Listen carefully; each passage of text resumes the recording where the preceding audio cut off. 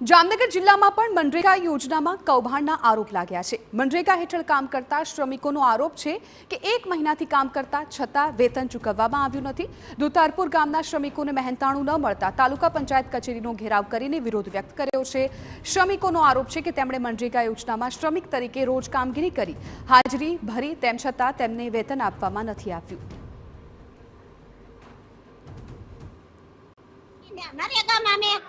આ યોજનામાં મેં કામ કરી 10 વર્ષથી કામ કરી, કોઈ વર્ષ અમારો પગાર તૂટ્યો નથી, બરોબર। પણ આવતે વર્ષ અધિકારીઓએ બધા અમારો પગાર તોડ્યા છે। અમે નાના નાના બટલા લઈને 1 વાગ્યા સુધી બેહી અને અમારો જે હાજરી પૂરે હાજરીઓ અમે 1 વાગ્યા સુધી કે ખાવા નથી દેતો। નાના છોકરા લઈને ઘરે જવા નથી દેતા। નાના છોકરાને આવી લૂના તડકાના અમે કોઈ ન્યા રહીશી, બરોબર। અમે છોકરાની દવાઈઓ લઈને અમે ન્યા બેઠા રહી તોય અમારો પગાર કેમ ઓછો આવે? અમને એનો ન્યાય મળવો જોઈએ। મહિનો દી આ કામ કરીશું અમે રોજગારીમાં, બરોબર। અમને કોઈ જાતનું પૈસા ટકા પગાર કોઈ વસ્તુ આવી નથી। તો આવો 12 મહિનાનો પરબ ગયો, કોઈ બધાના ઘર તો હરખા ન હોય ને, તો એનો પગાર આવ્યો નથી।